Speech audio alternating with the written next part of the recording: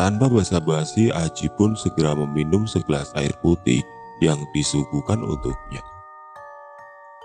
"Udah, tenang dulu." Pak Wondo seakan tahu apa yang barusan Aji alami. Terlihat suasana kantin yang sudah sepi. Hanya ada Pak Wondo seorang, sementara istrinya tengah tertidur pula sambil mendengur keras. "Dia nongol ya, Mas?" tanya Pak Wondo. "Dia siapa, Pak?" Aji berbalik bertanya. "Itu wanita yang pakai baju putih," balas Pak Wondo. "Iya, Pak. Kenapa Bapak bisa tahu?" Aji terheran. "Ah, nanti saja saya ceritanya," tutur Pak Wondo. "Kenapa, Pak?" balas Aji pelan. "Belum saatnya." "Mau pesan apa, Mas?" tanya Pak Wondo. "Kopi, Pak, sama susu hangat ya," balas Aji. Aji terdiam, mencoba menelan semua yang telah terjadi. "Ini sudah jadi, Mas." "Oh iya, Pak," jawab Aji. "Mau saya temenin gak, Mas?" usul Pak Wondo kepada Aji.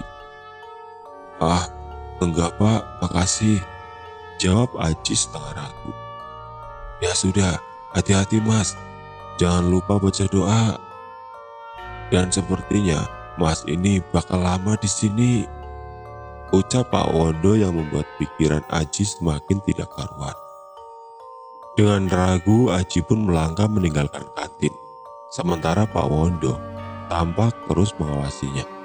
Aji berjalan tergesa-gesa, matanya melirik ke segala arah, memastikan tidak ada hal aneh di sekitarnya.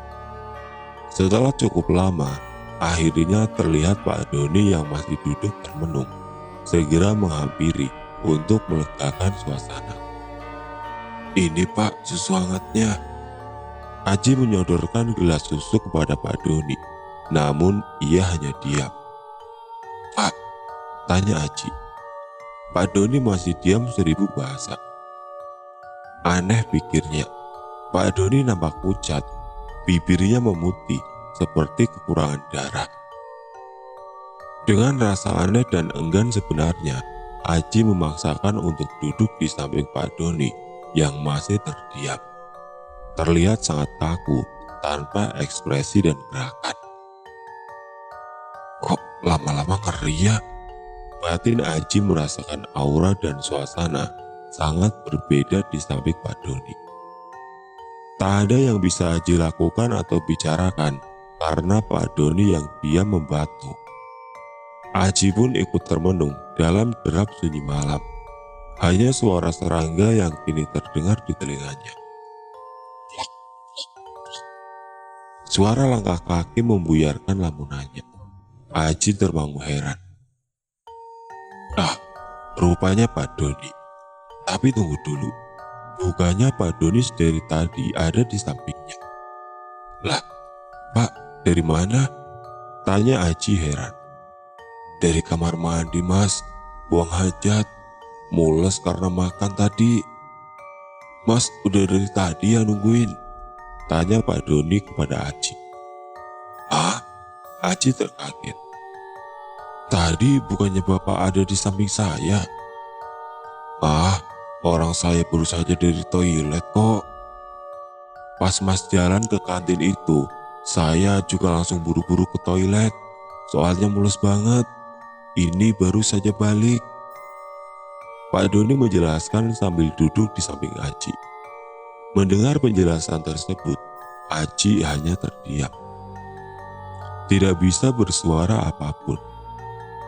"Emang kenapa, Mas?" tanya Pak Doni. "Ah, enggak apa-apa, Pak," jawab Aji sambil berbohong. Dengan segera Aji menyeruput kopi yang sudah ia bawa dari tadi. Ah, sudah dingin rupanya begitu kopi masuk ke dalam mulut. "Rokok, Pak?" Aji menawarkan kepada Pak Doni. "Ah, iya, Mas, saya juga ada kok."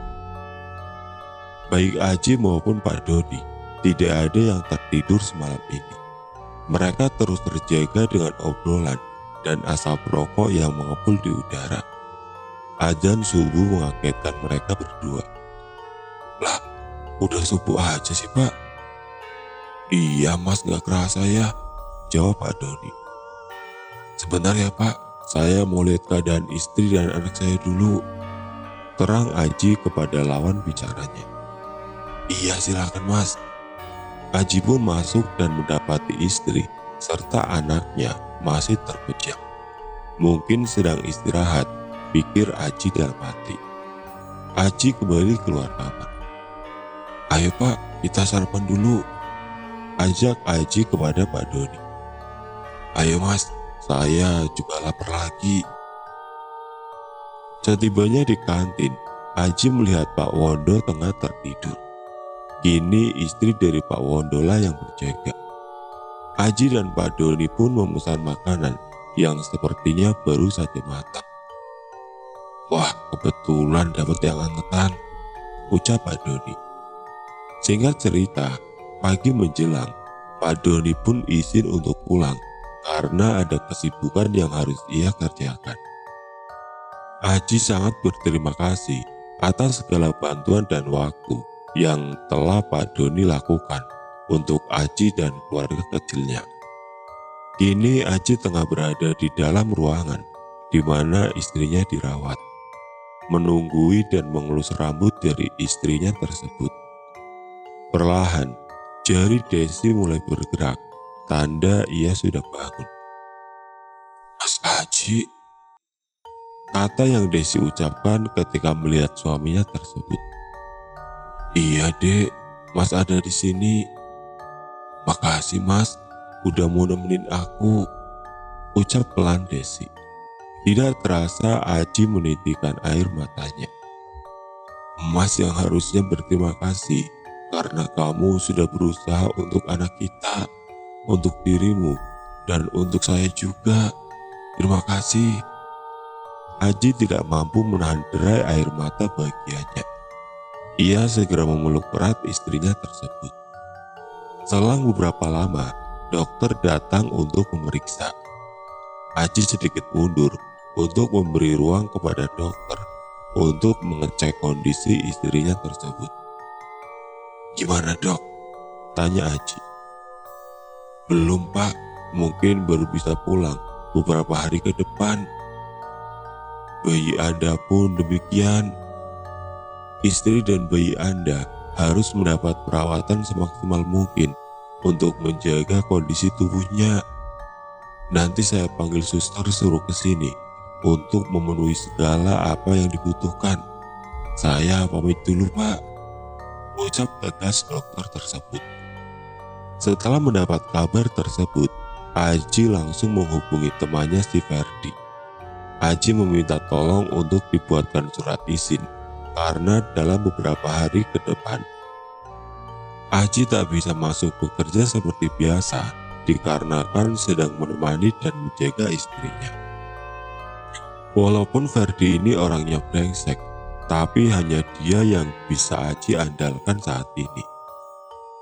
Matahari tengah tinggi, cuaca kian terik saat Aji hendak bergegas untuk pulang ke kontrakannya. Sekedar untuk mengganti baju, mengambil kebutuhan, serta perlengkapan lainnya yang dibutuhkan. Aji berpamitan kepada Desi untuk pulang mengambil semua kebutuhan dirinya dan keluarga kecilnya.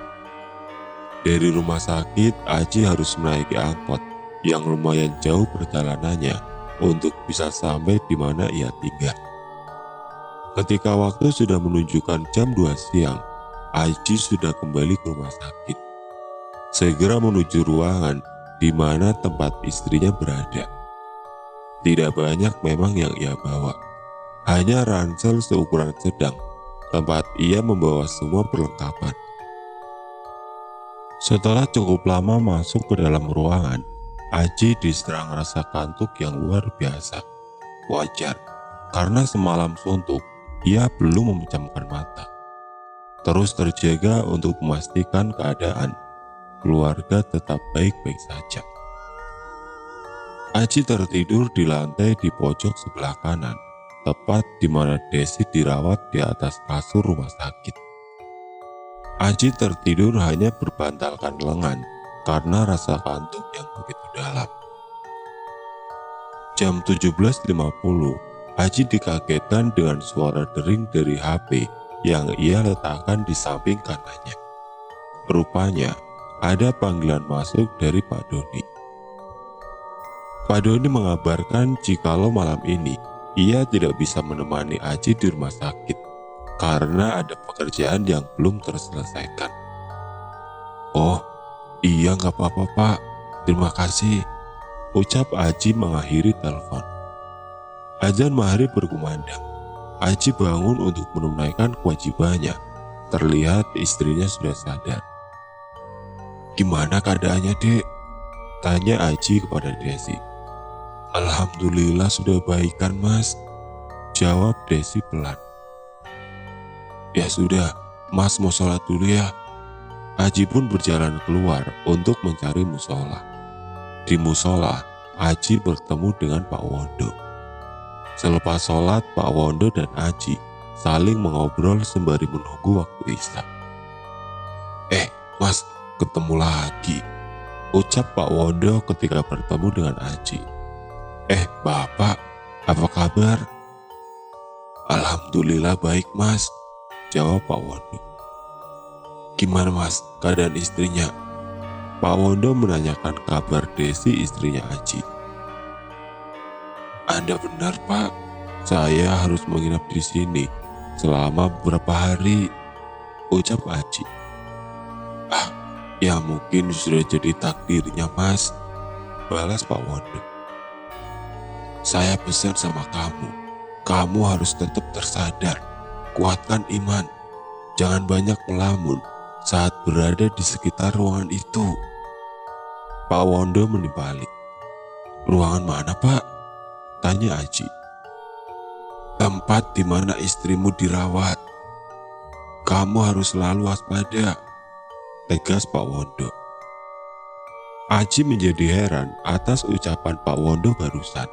Rahasia apa yang tersimpan di ruangan tersebut? Malam bergulir dengan cepat. Waktu sudah menunjukkan jam 10 malam. Aji masih berusaha terus terjaga sendirian di suasana yang sepi mencekam. Tidak ada teman, tidak ada suara apapun. Aji hanya memainkan gawai miliknya untuk sekedar mengusir rasa sepi dan bosan. Terdengar dari telinga sebelah kiri, ada suara wanita yang menangis sesegukan.